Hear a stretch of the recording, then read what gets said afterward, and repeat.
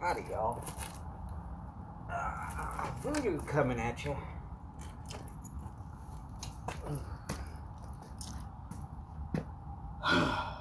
Yep. Horrible angle. But it's the right angle for this.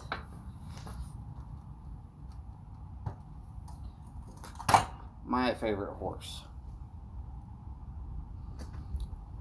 Real quick, you gotta loosen this handle up, pull this leg up, push it forward, rotate it out. When it locks in, you got it. Twist that back, push that down a little bit. Front leg. Real quick, I'm gonna pick this up, pull it back so we can see what I'm doing. Put one leg forward till you hear it click. Another leg forward, rotate it till you hear it click.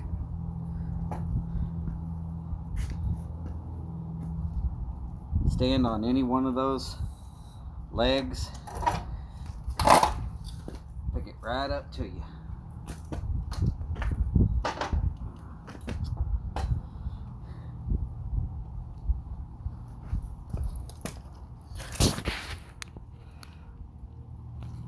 Pretty much that simple. Sets up in seconds, ready to go. Pretty much faster than you are. If you're trying to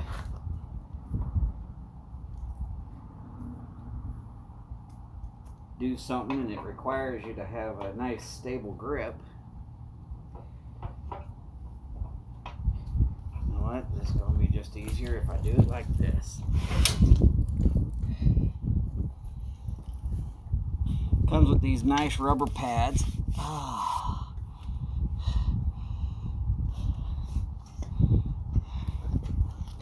Both sides. You can take them off if you want to. I've left them on. All the extra grooves in there will help you stabilize something. You can put it on like this, and between these, if you put yourself a spacer, you can line it up with any other sawhorse. Normally there's some notches on sawhorses.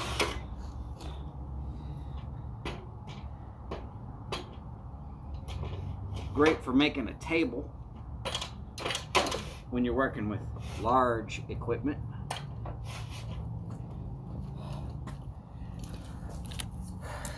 But let's say you're working on something small.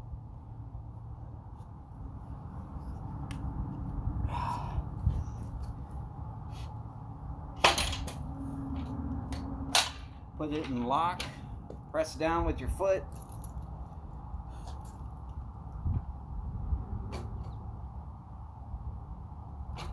Rubber plates won't mar the surface. Comes right back out. I'm telling you right now, it is absolutely my favorite horse. Every other horse you got to feed and clean up after. This thing makes a ton of work real easy. I was thinking about working a little bit on this, that particular pipe that I just showed.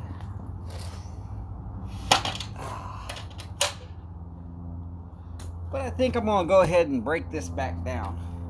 Show you how fast it is to break down. If you slide it forward, you set it back to lock, which is just as simple as pressing this little lever down. You know what? I'm going to turn this so you can see it. Unlocked, locked. I keep it locked personally, but Let's see. See that little hole here? That's on the handle that brings the kick plate forward. You press down on that, it'll come right open.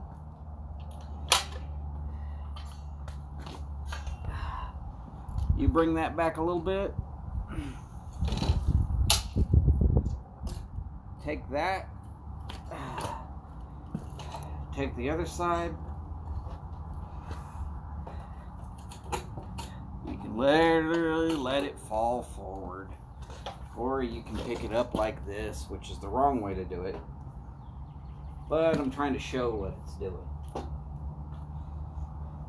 Those two legs fold back. The handle which you step on literally kicks the piece back onto you. Again, you undo that knob, pull the leg forward a little bit, wait till it passes the right spot, push it back in the hole.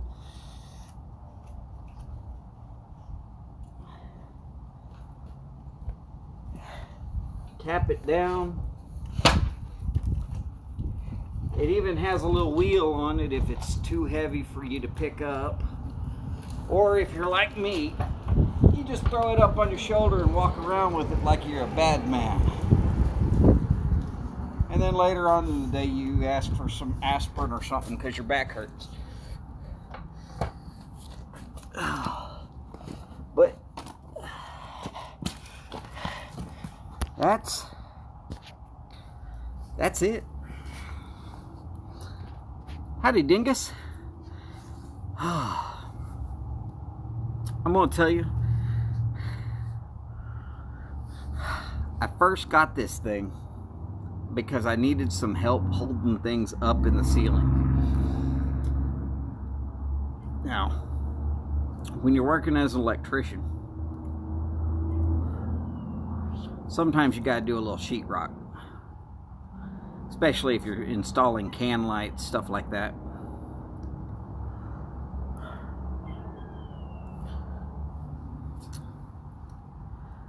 I was doing a job by myself, needed to put some sheetrock up. And sheetrock's pretty damn hard to put up by yourself. So I took a couple pieces of 2x4, cut them right, put some deck screws in it, made a T, flat bar on one top with one post sticking straight up and 2 stabilizers just to hold it steady. Took that T, set it up pretty close to the ceiling, put it in the jaw horse clamp, pressed down with my foot, ran over here, grabbed hold of a piece of sheetrock, put it up on the top of the T, walked up the side of the ladder, boom, boom, boom, boom, done. Homeowner was happy as hell. I walked in there by myself, bag of tools, 20 can lights, a saw to take out some sheetrock,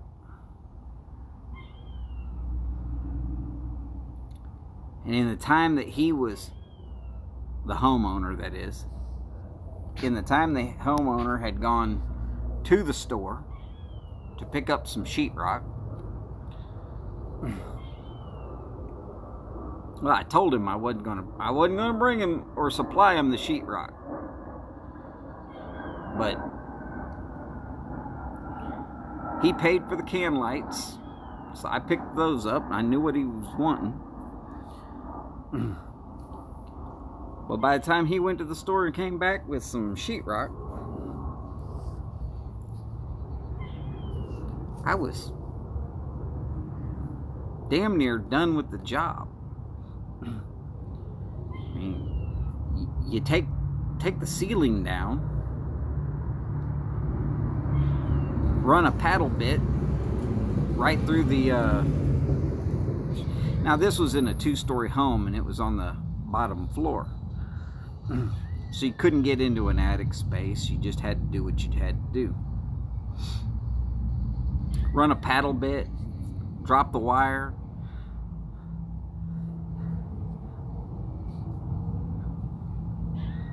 tried that solo once. It turns out there's a trick with using gaps or something I didn't know, and broke the sheet in half. Yeah, happens a lot.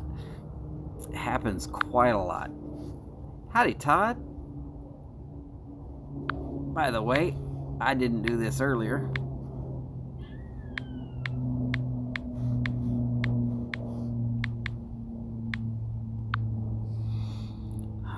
Todd, you missed me showing how easy it is to set up this, what I call the jaw horse, because that's what it's actually called. It's actually called the jaw horse. And oh man, started this stream about 11 minutes ago. I got to the point where I'm just a little tired of doing what I was doing. And I thought about setting up to do a little more on this. And then when I got out here, I was like, you know what? I'm gonna smoke a pipe. Corn cob. Yeah, I want to work on it, but my hands are feeling a little stiff. And I'm not gonna try and force the issue. Just a good way to tear up my hands and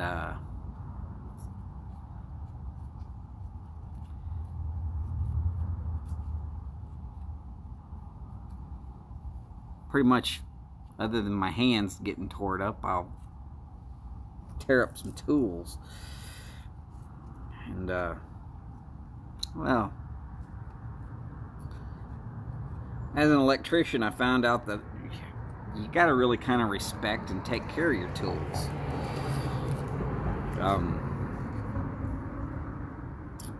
And yes, this little jaw horse thing is probably my most outrageous tool. I don't know how much. I don't even know who it is. I've been getting phone calls all day. Probably some insurance company trying to sell me something that I don't care to own. Oh, definitely. Dingus, that is so true. True with all the trades. You respect your tools, you treat them right, and you learn what they can do. Sometimes they will surprise you with how much they can actually do. Now, I'm going to tell you, I bought the jaw horse for putting up sheetrock in ceilings when I would go into homes and do an install. Whether it be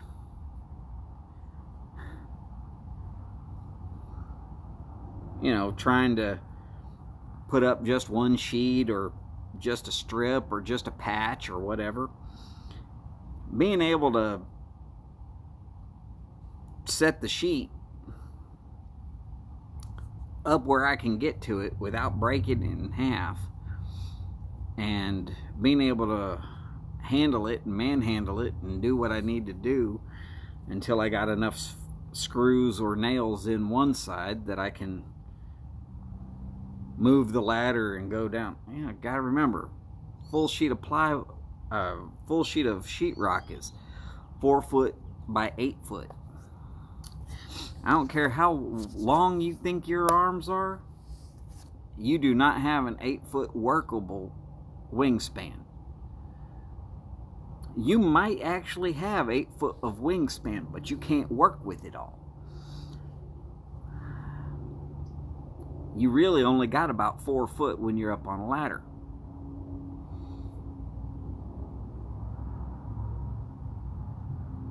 And I'm gonna tell you. Howdy, Jose. Ah, bien, bien. ¿Y tú?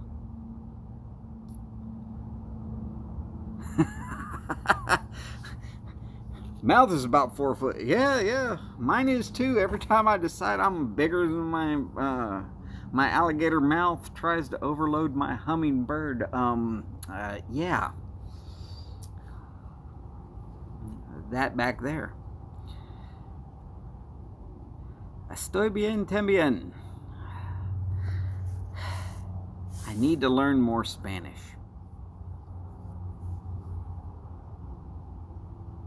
I can get by. Maybe not the best, but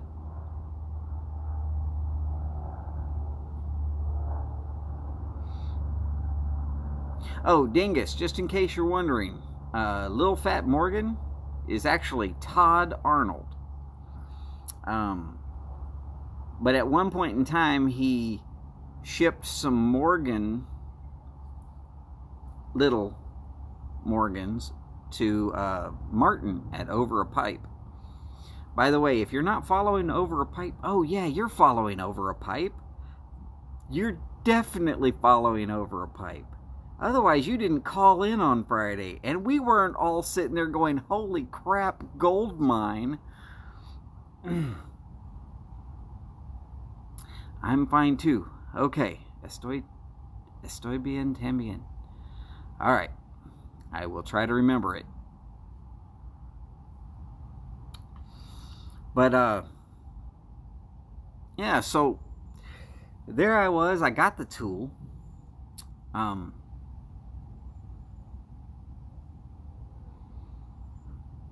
And, I mean, I gotta tell you, I have found more uses for it since I've gotten it. I set up a couple of 2x4s with another sawhorse, cheap sawhorse. You don't need two of these. You get one of these and one inexpensive one. And you set up two 2x4s. You put a spacer for the clamp on this side, and the other sawhorse, if it's got 2 notches, then you're ready to go. Yes, the jaw horse. That's right. If you go back and watch the first maybe 10 minutes of this video, you'll see me set it up and tear it back down. It looks like it would be something that's going to take a while to do something. No. Yeah, you could set it, if you're determined to set it up, 30 seconds tops. And you could tear it down in about that fast also.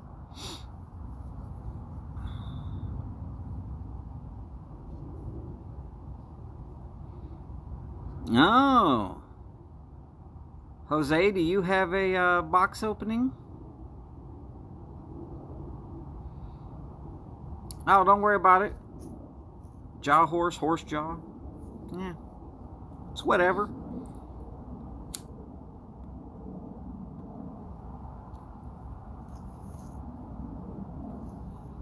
Oh, Morgan's got a box opening. All right. So anyways, being able to set it up and tear it down, compact, in a job site, it's sturdy enough that if you can hang your tools on it, it'll support your tools pretty well.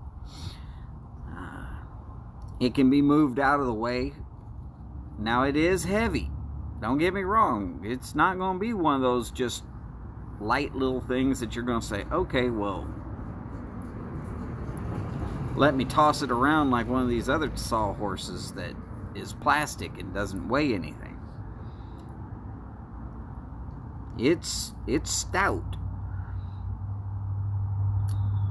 But as I was saying earlier, I made a table out of it. Used to on Fridays, company I was working for, they'd go out and get sandwiches or burgers or something Friday noon. Now we'd work 4 10s and then work until noon on Friday, and that way everybody could still have a good time and go do stuff, but we would still get 5 hours of overtime every week. It's a pretty good deal. Kind of liked that. So we'd work till noon on Friday, and we'd set up the jaw horse and one other sawhorse and make a table real quick, and we'd just hang out and eat. Walla Walla, Washington. Woo! I have actually been to Walla Walla. Well, to the post office in Walla Walla. The big post office. The one where all that crazy mail comes into.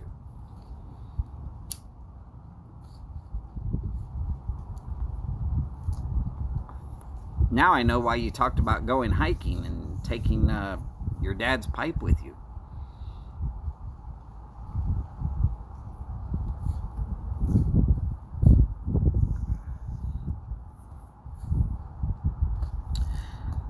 But yeah, so we'd set up the jaw horse with a bunch of stuff to make a table, which was basically two 2x4s, one spacer for the jaw horse, and one other sawhorse. Slap a piece of plywood across it. Big table that we'd just throw the food right out there on the table and eat, and then we'd leave right after we cleaned up. I mean, technically we could have said that we were working till 1, but if the company's going to go ahead and buy food, we'd normally really wrap it up at about 11:50, clean up, be ready. If we needed to do a walkthrough or something, that was a good time to do it. Last second eyes on, be able to say, hey, this is what we need to be working on.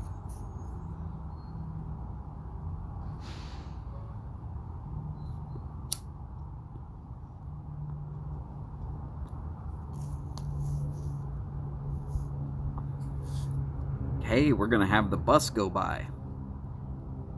Mostly because there's no place to turn around in this neighborhood.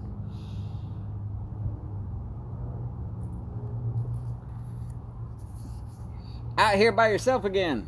Yeah. He's working, so. Well, that's a good thing, though. Yeah, it is. Keeps him busy. Well, you take care. Yep, you take care. Sorry. Neighbor. And there goes the bus. That's right. Villarrica, Chile. Close enough to a volcano, you can see it erupt on a regular basis. So yes, we worry a little bit about Jose on a regular basis.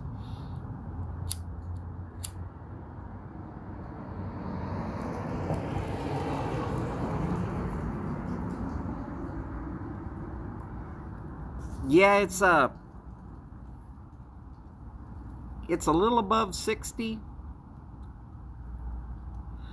For Houston, that means long sleeves, but no jacket.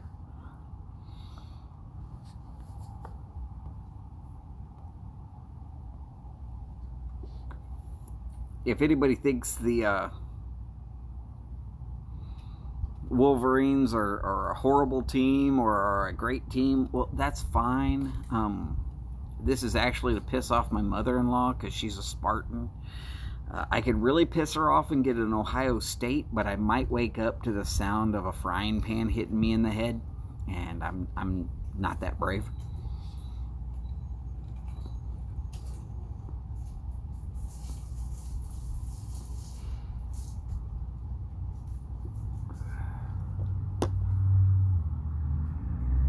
Dense dark smoke.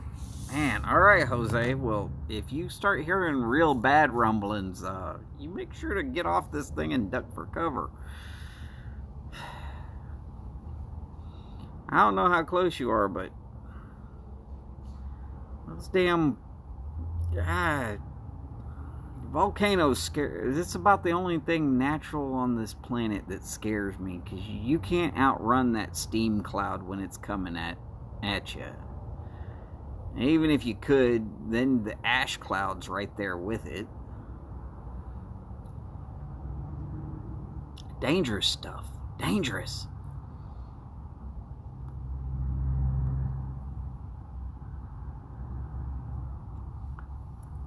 So yeah, I got a stupid tool that at first I thought, I'll probably use it once or twice a year. And I've been finding reasons to use it left, right, and sideways ever since I got it. And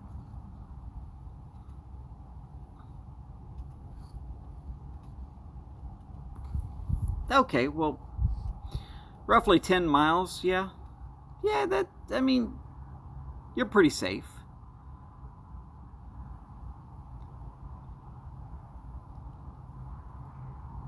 Farthest I've heard anything getting thrown from a volcano is about 17 miles, but it's not like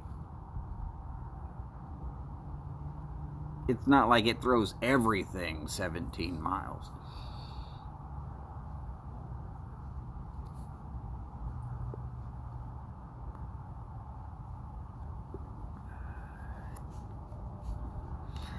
Well, Dingus, I'm going to say, I don't know if it's at Home Depot or Lowe's where I got mine.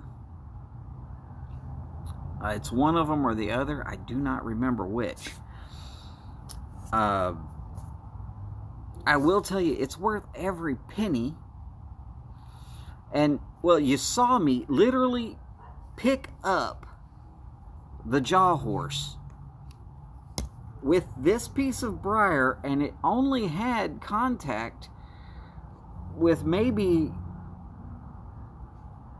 an inch by inch square on the briar, which tells you how good those rubber pads will actually hold.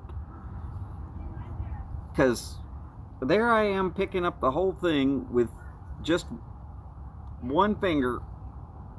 Well, I mean, I didn't lift it up off the ground, but it did fully move. And as I said, it's not exactly light. It would, yeah, if you've got stuff that you need to clamp or work or,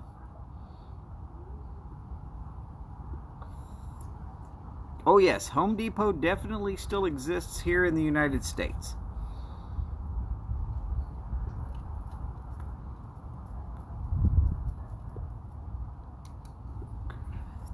I go there on a fairly regular basis.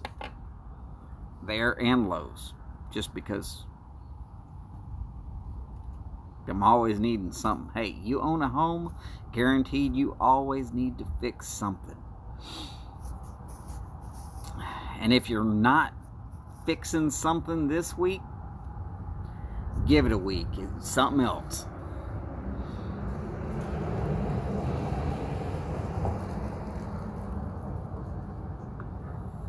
Except for the fact that the property value keeps going up, I'd get rid of any house that I own just because I get tired of fixing them all the damn time.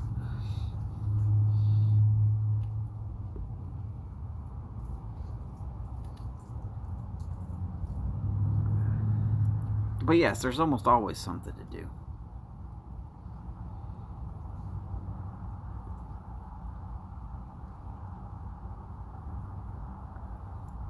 Yeah, they had logistical problems getting stuff. All the stuff that they would figure that people in Chile were going to buy, they figured wrong when they first set up. And then by the time that they got back around to getting everything worked out, they figured out that they had a logistical problem getting stuff back and getting more stuff down there.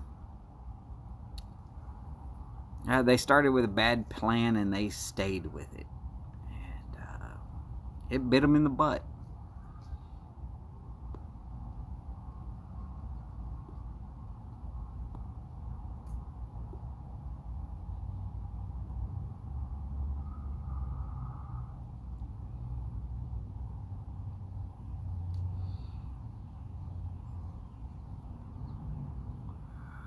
Sorry, I had to move over because, again, the words are all right here for me.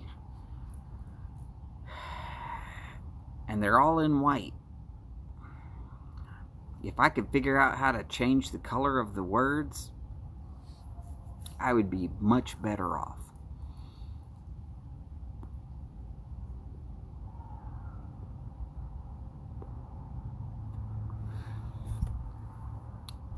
But yeah, as far as working on pipes, that damn sawhorse of mine is absolutely fantastic.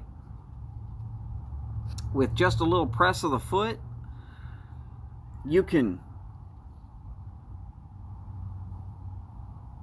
set that pipe that you're working on in almost any angle, as long as you can figure out a way to get the briar to stop in whatever angle. So if you've got the clamp on the face of the bowl and the heel, you can have this sticking all up, or you can tilt it out to the side, or if you clamp here on the sides, you can go around, and of course you can extend that clamp plenty far enough that you can get from one side to the other, and again, you can work all the way around the bowl that way. And just the ease that it takes all of that effort of trying to loosen up a clamp and getting it tightened back up and all of that, and you know what, just being able to go press, done.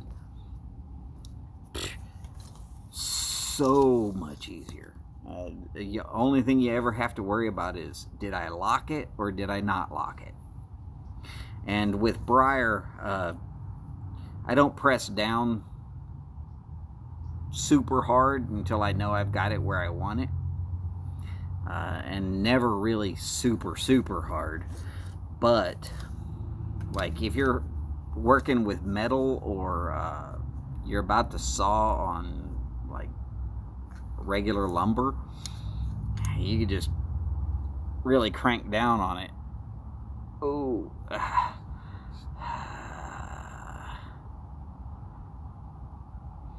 yeah, definitely. As far as the functionality and the ease of use, it's fantastic.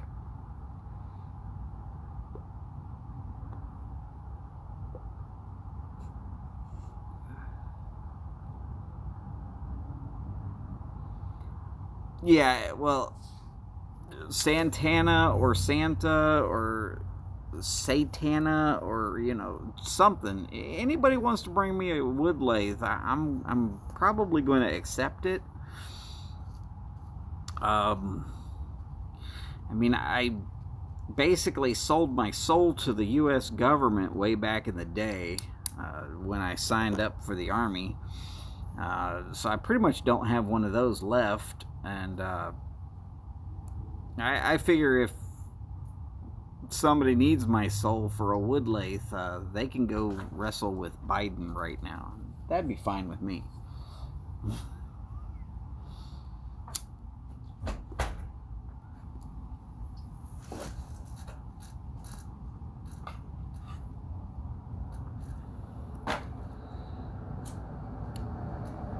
Oh, that might have been wrong thing to say. I don't know.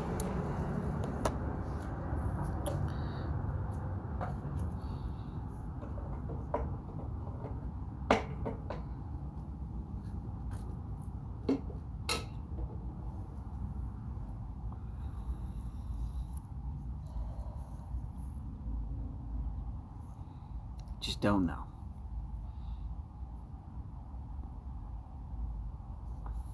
Well, as most of y'all all know, I'm in Houston.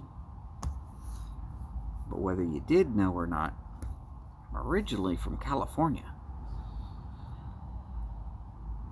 That's why you're so fucked up.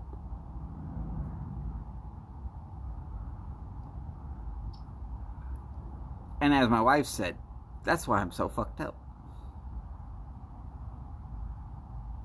That's why I wear a University of Michigan shirt instead of a Michigan State shirt. Yep. Mm. Cracker. She just called me a cracker. She's wider than the lid on this tin and calls me a cracker. I'm gonna ban her like a Dr. Seuss book.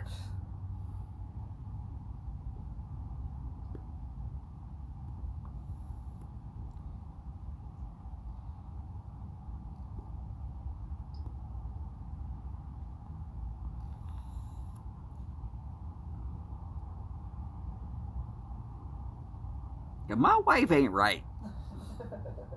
She ain't wrong either. I hope you could hear her.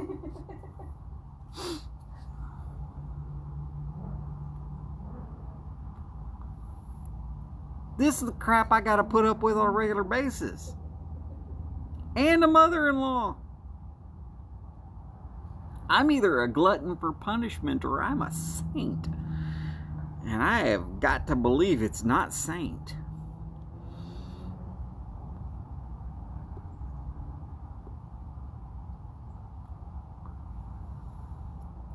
No, I use comedy quite a bit. My wife is a very lovely person.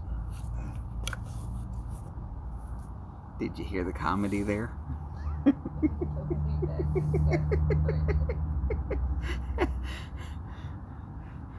Her quote, if you believe that, I've got a certain couple of bridges on the same coast to sell you. One is called Brooklyn, the other is called Golden Gate.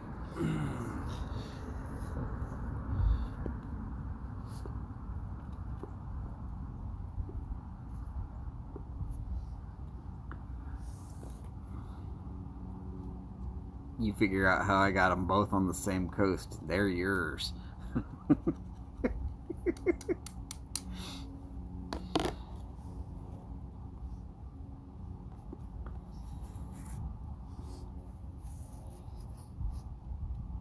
So here's a funny one.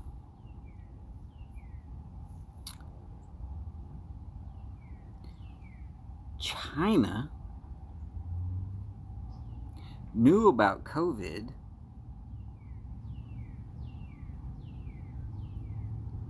before October.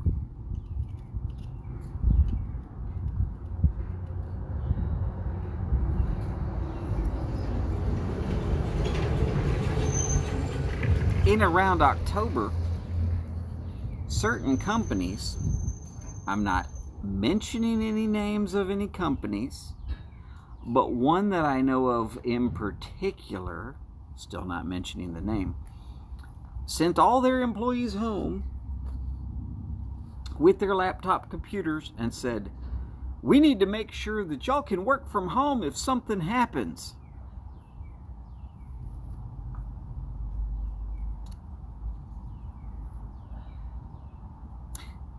And then they did it again and again and again.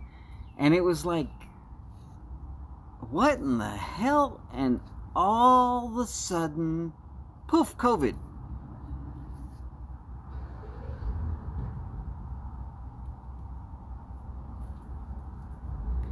Y'all can believe what you want to believe. But I didn't hear about it on the damn news until well after one of these damn Chinese companies that had always said before, our employees will never work from home, was suddenly telling everybody that you got to take all of your stuff home and make sure you can work from home.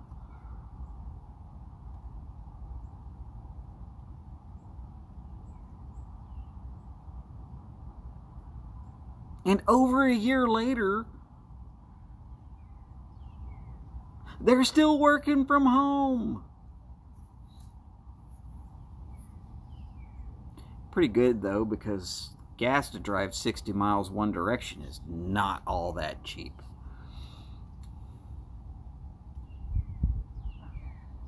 Coincidence? Maybe. Nope. Suspicious? Probably.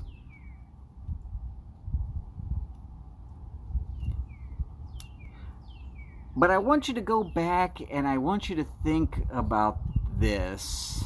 There's a certain line in a certain movie, and it has a very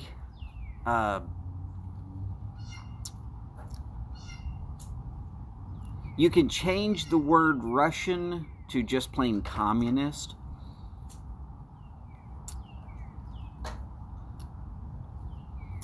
But the movie, I believe, was Hunt for Red October. And the line I'm referring to in there is the one that says, "A Russian don't take a shit without a plan, boy."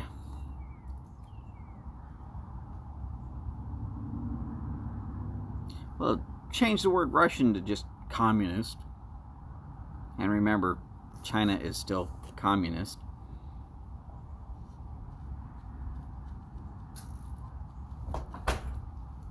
So when a company that is owned and operated out of China, which basically means it's owned and operated by China, when they suddenly change their policy and say, we're going to send everybody home and make sure that all of their internet can be, and every part of their job can be done from the house. And always before then they said, no, we don't care that it's raining so bad and the streets are flooded. You're still going to have to make it in.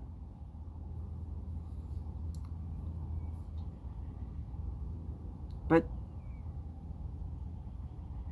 that's neither here nor there. They just suddenly decided to tell everybody in every office here in the Americas, make sure you can go home and work from home just in case.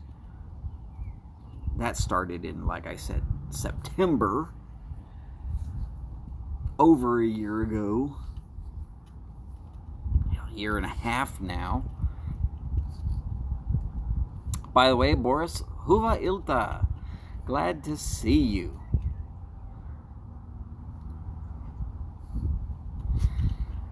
And yeah, I wouldn't be surprised if China owns most of Africa and if they're chewing up great big old chunks of Europe.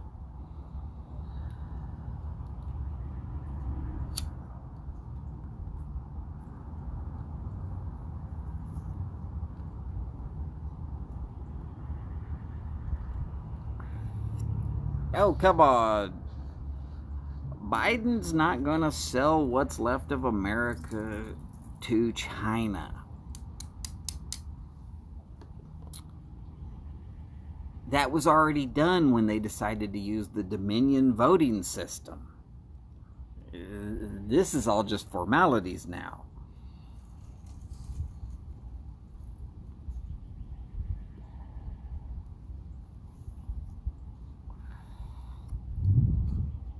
I mean, when the same voting system that had one of the best countries in the world, I mean, seriously, go look at Venezuela 20 years ago. They had the best of just about everything. And now their people are eating out of the backs of trash trucks. And guess what voting system they voted with on their last pre-communist election?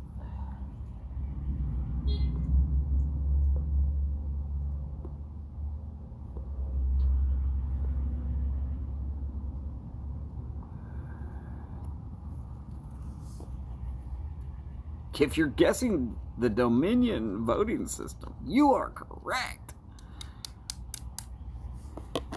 Whoever thought that was a good idea?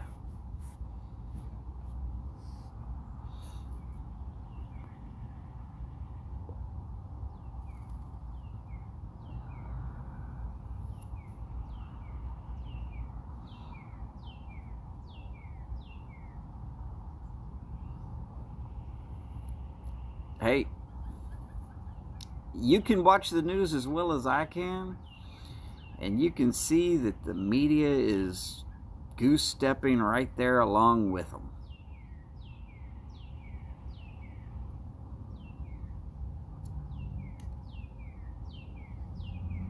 Yeah.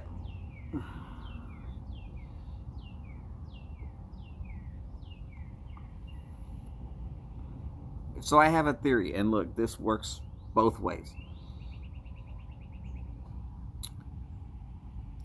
Anybody who's been in public office beyond a certain number of years should just go ahead and be retired by force or by vote. We, the people, should take to voting term limits until they vote themselves into term limits to just completely eliminate that we're no longer voting for any incumbent ever for anything unless whoever is against them is so completely horrible that you can't possibly do it. My favorite example of that is here in Texas, we've got Ted Cruz.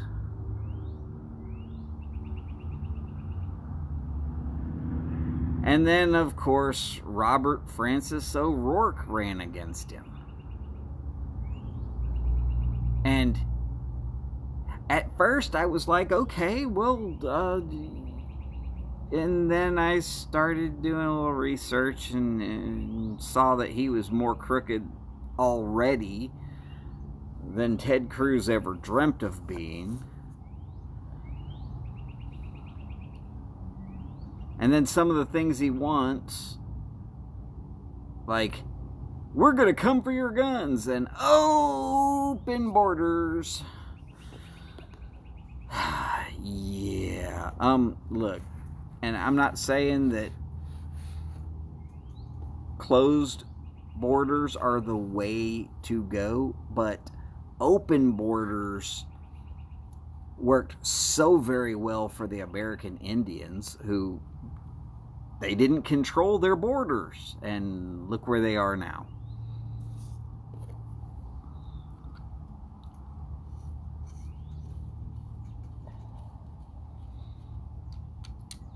So yeah, I would have voted against Ted Cruz, no problem. I really would have. This is a guy from Texas, and I kind of like where he stands on things, but I still would have voted against him. But Beto O'Rourke, you know, fake Mexican, real pendejo.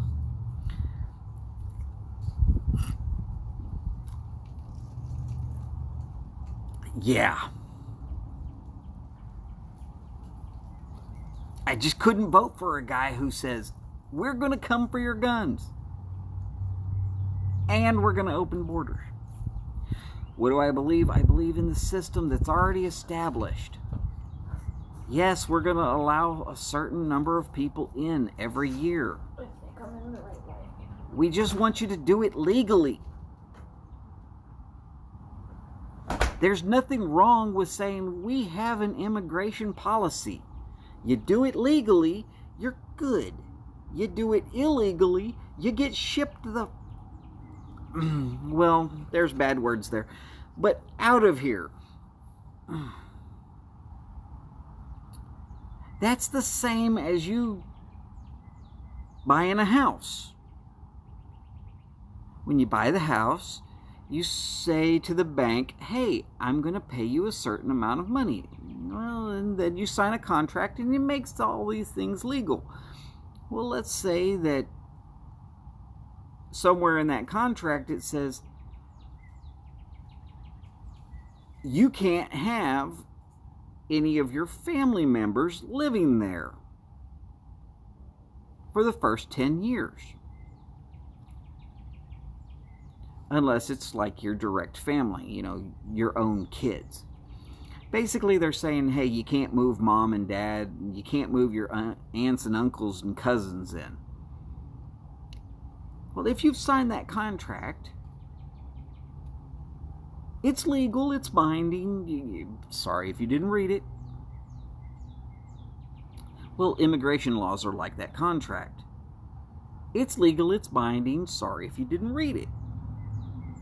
The problem is, the statement of open borders is that just let anybody in. Just forget about patrolling it.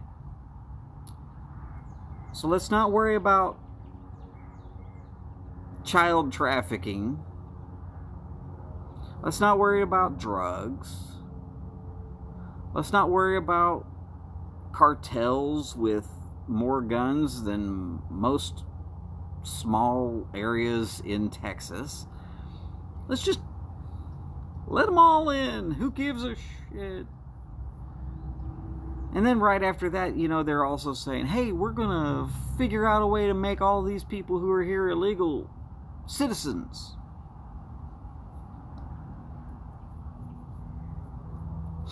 No, you're not. You can't find them. How you going to make them a citizen? They ain't just going to magically show up at the courthouse and say, hey, I'm here for that magic citizenship. And if they're here illegally, they know they're here illegally.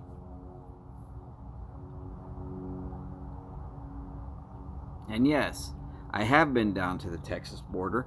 I have seen the people that show up and sit around all day long in the parking lot of the hospitals because they're pregnant, and they know that as soon as they have their baby on American soil, their baby is an American citizen, and therefore the mom can't be deported. I've seen it. Boiler inspector. You want to know who has lots of boilers? Hospitals.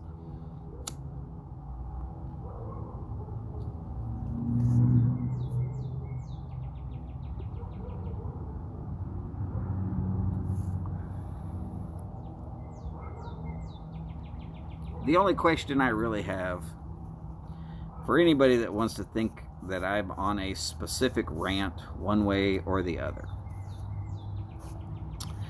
I want you to look at the oath of office. Every last person on the national level.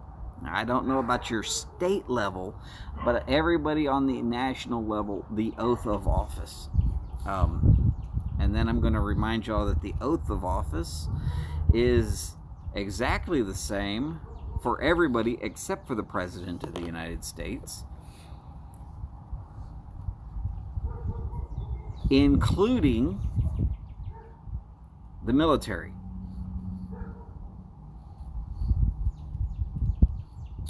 Now, if you read the oath of office all the way through cover to cover, it's not very long. It shouldn't take but a couple minutes.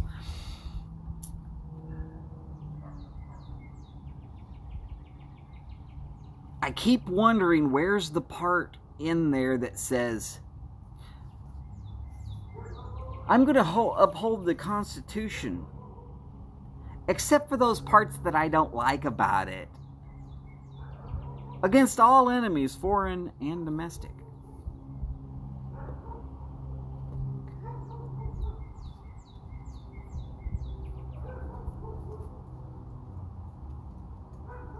No, see, that whole, except for those parts I don't like about it, that's not in there. Wasn't in there in that oath that I swore. Wasn't there in that oath that the senators and the Congress people swear. It's not in there on the oath that the justices of the Supreme Court swear. It's not in there of what the president swears either, even though he does swear a slightly different oath. Well, upholding the Constitution, that includes the amendments. Now, here's that thing to remember for anybody who's wondering about this. The amendments are not rights granted by the government. They are limits set on the government by we the people.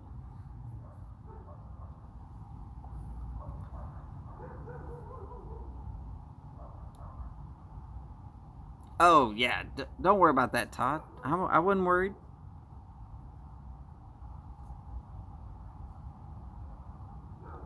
But yes, seriously. Oh, and for anybody who likes to say, oh, the Second Amendment needs to go away because it was written back when muskets and blah, blah, blah, blah, blah. Well, if you're going to sit there and talk about that to me in any way other than quill and ink or typeset printing presses, then you're wrong. Because if it doesn't apply to the Second Amendment, then it doesn't apply for the First Amendment. You see how this works? Because I guarantee you, the Puckle gun proves that they had firearms that were different than what you actually think there was. In case you're wanting to know what that word is that I just said, that is Pucklegun.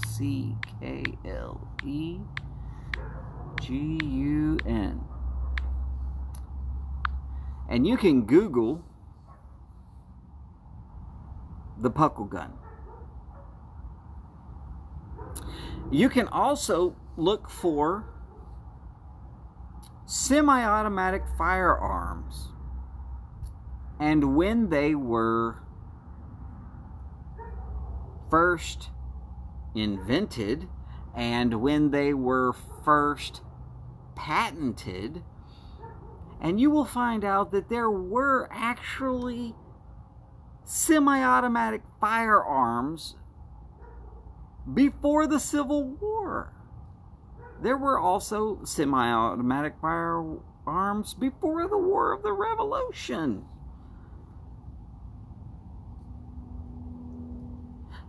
They were hard to make. They were not very accurate.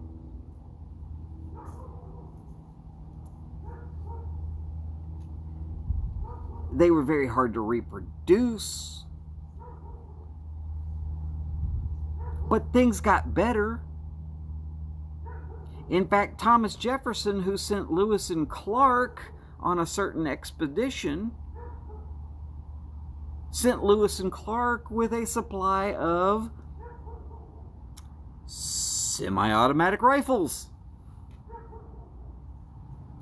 You know, the guy who wrote the Declaration of Independence. One of the forefathers. Oh, one of those guys who was there when they made the Second Amendment what it was. But no, he couldn't foresee that there would ever be semi-automatic firearms. One thing I guarantee he couldn't foresee was Twitter and Facebook and the internet and half a dozen other things, because Benjamin Franklin had barely discovered electricity back then. They didn't have radio. They damn sure didn't have television. They had quill and ink, and they had typeset printers, and most of them were hand cranked.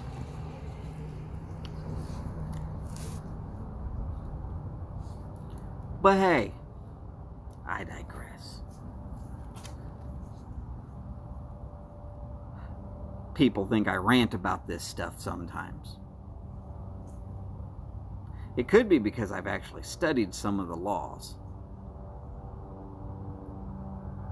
Mostly because I like to stay on this side of the law. I don't like to stay on the iron bar side of the law.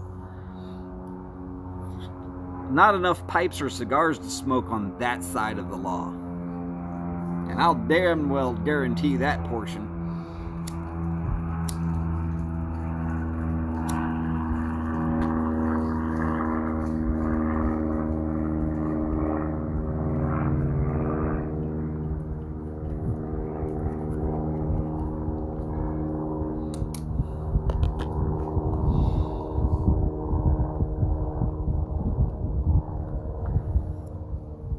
Well, I kind of was describing some old men.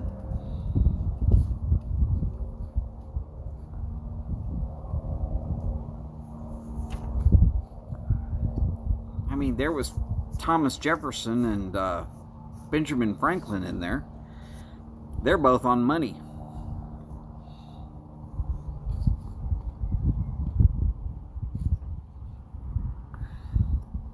The 2 and the 100.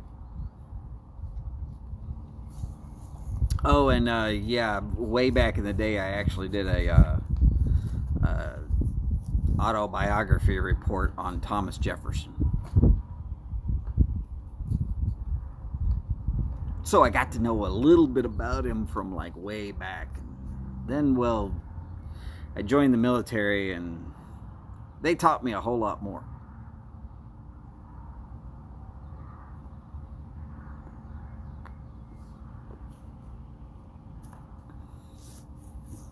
Including, did you realize that when the Second Amendment was written, you could have cannons on your front yard?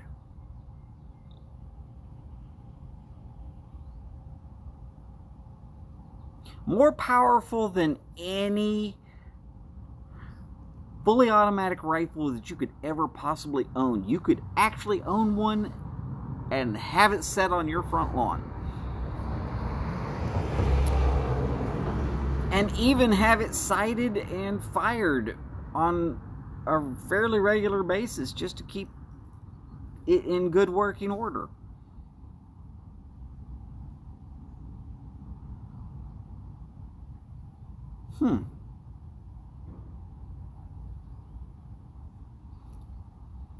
But hey, what do I know?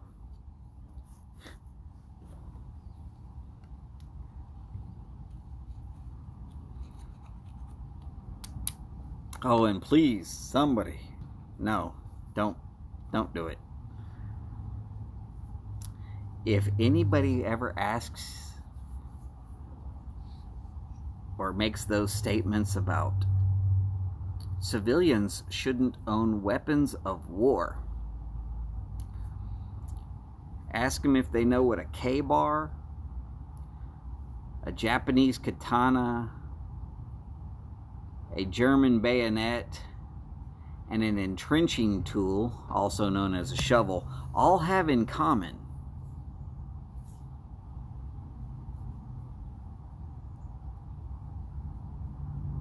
Because chances are they're going to go, what? Well, all of those are actually weapons of war. Oh my God, yes. The entrenching tool actually turns into a hellaciously good axe if you know what you're doing. Way better for trench warfare than the actual knife or bayonet.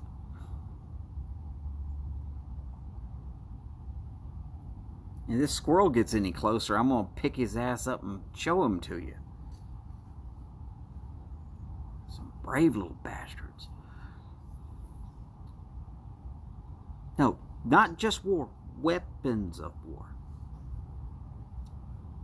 I see this from Congress people and senators all the time nowadays. Average citizen shouldn't own weapons of war. And then they'll make some stupid quote that makes me just want to reach through the freaking screen and slap the crap out of them, like some dude from Massachusetts that says, I was a Marine officer, or I was an officer in the Marines. And I don't feel that any civilians should own weapons of war.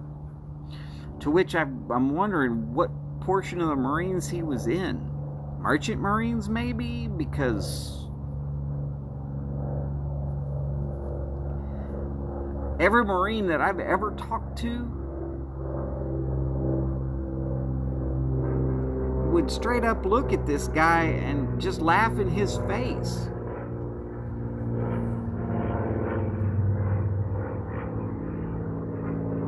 Oh, and the guy who taught me coffee, who lived in Seattle, who was a Marine and started a coffee business and then moved it to Texas to continue the coffee business, made good money at that, and then sold that business so that he could work at a cigar shop. He taught me about coffee. I taught him a little bit about cigars. We figured out how to sell the crap out of cigars. Yeah, I talk to him on a regular basis. Good friend. Great guy. He's a Marine. I was in the Army. What am I supposed to say? There's a certain respect amongst the branches of the military, at least in the United States. We realize that one another, we have all, for various different reasons, walked in, swore an oath, signed a blank check up to and including the price of our entire life to defend everything great about the United States, and whether we will admit it or not, even some of the parts that we don't like.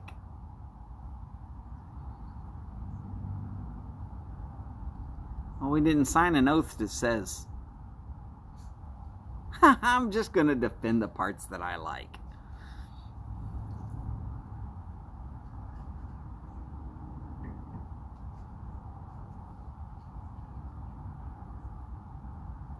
Back to that other statement I've already made. It all just keeps coming around. That felt like a Gary Busey statement. Actually, no, that would have been...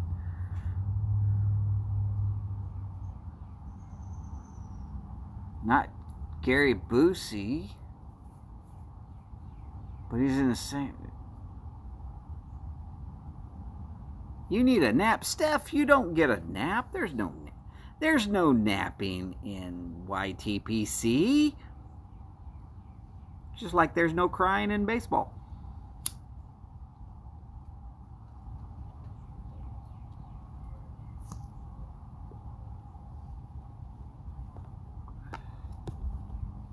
Dingus, have you met Steph? If you're still here, Dingus. If not, then yes.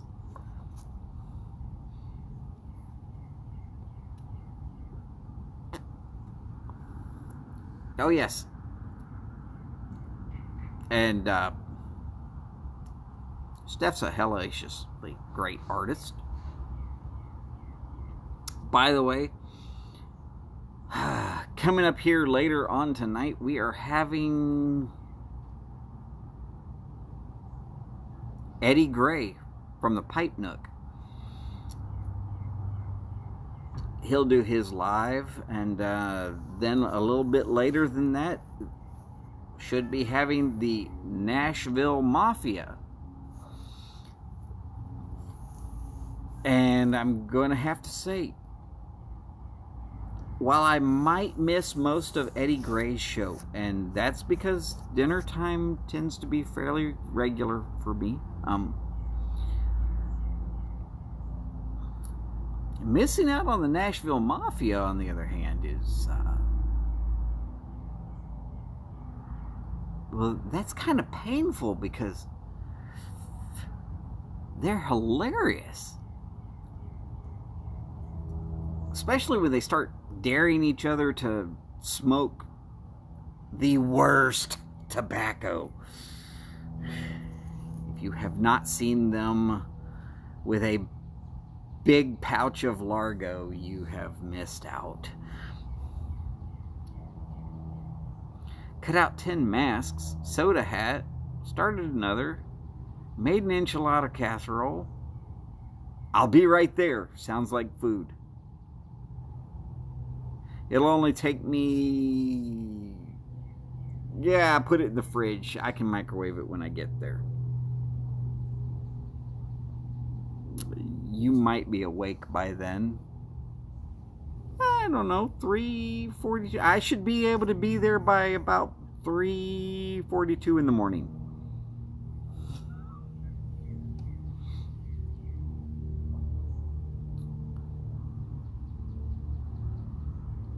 Done for today. No energy left. Oh no.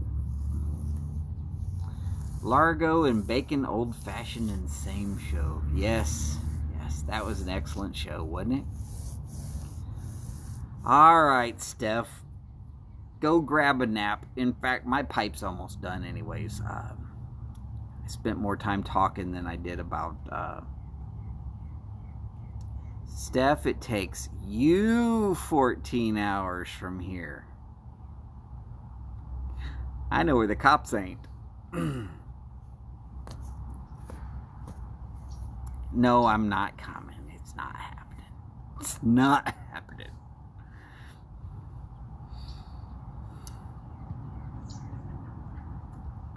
There's a little over 880 miles of I-10 and I'm about 100 miles closer than that to you. But I know not to go right through San Antonio also. A week and a half, I know. So exciting.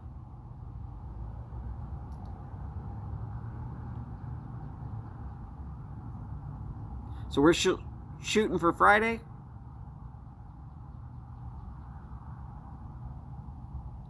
Probably.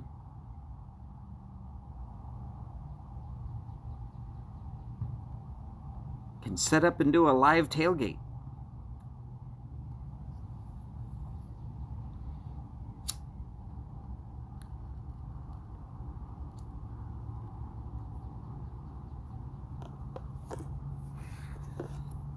Yeah, Tuesday or Friday, probably. Either one. I know not Monday because you're probably going to be bone weary tired after the drive.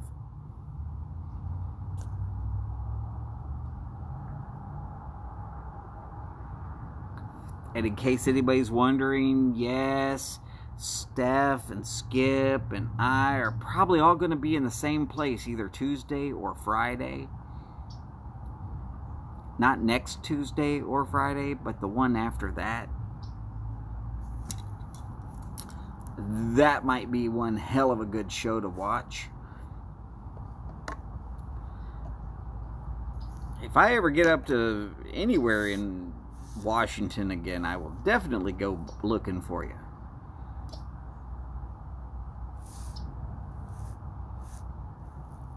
Ugh. Yeah, but still. Think about it. You're going to drive in on Sunday.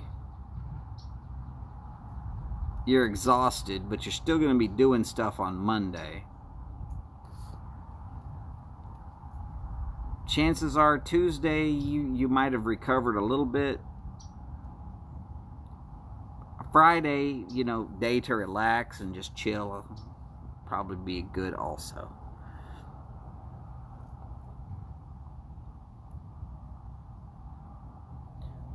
John from Albright Up. Yeah, I miss his show because of the time that it comes on. Not because of anything else, but normally I'm like trying to wind down.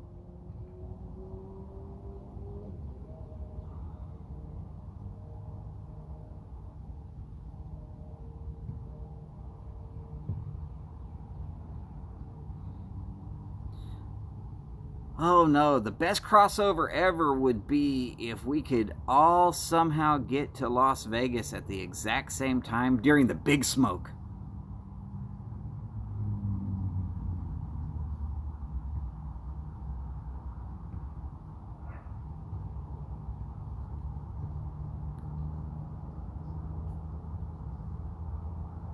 So on Saturday, you need to get someone to do a live for you.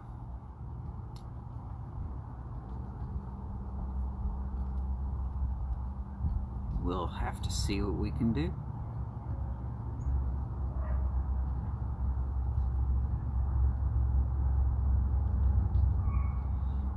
Because yes, you're going to be driving all Saturday. Not just a little bit of Saturday, all Saturday.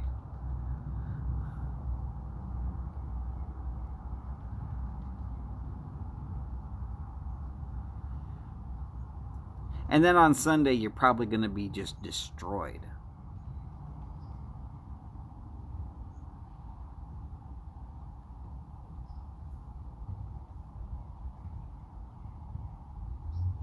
That's probably the worst part, is that when you get home, then you have that whole emotional letdown of your baby's not going to be there no more.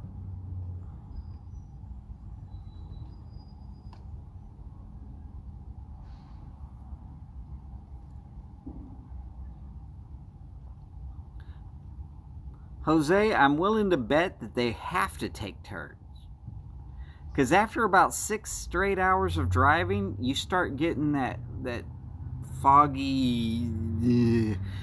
And you're going to have to trust me on this one. Those roads are just boring. If you've seen them 2 or 3 times already, you can't help but just be like, oh, great. There's that same rock that was there on the side of the road the last 15 times.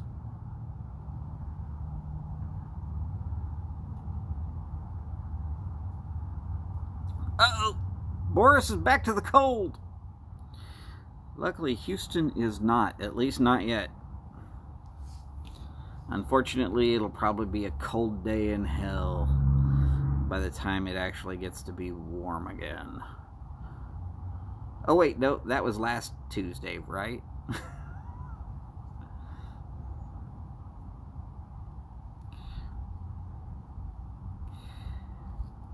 Oh, Steph is nowhere near empty nesting yet. She's still got at least 4 years left.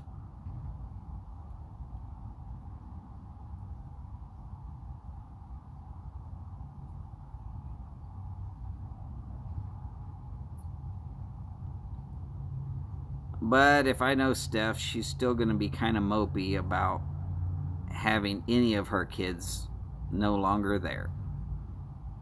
Because that's the mama hen type that she is.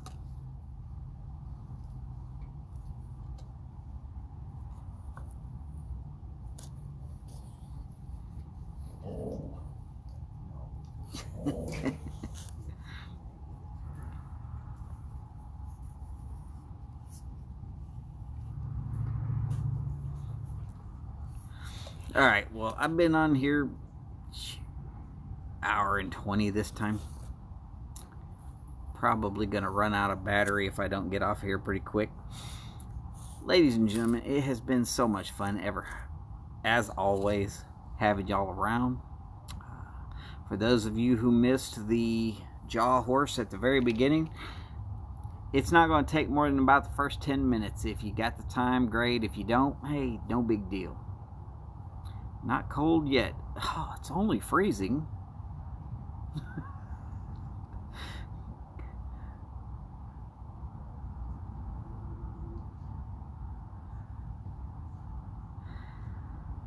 And I want y'all to remind yourselves, take care of yourselves and take care of each other as best you can.